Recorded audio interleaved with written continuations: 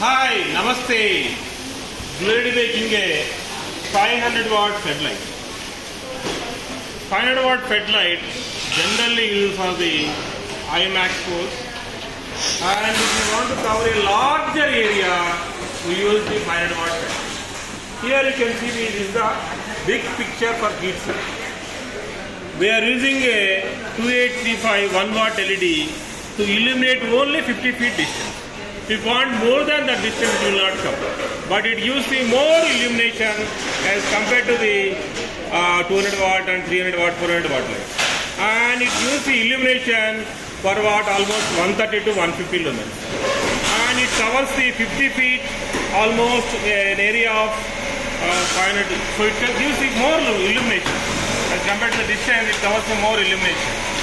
And these lights, heat sink is more, and drivers we are parting here, parting drivers we are using here, and the drivers also have both upper cutoff and lower cutoff, and you have all the options.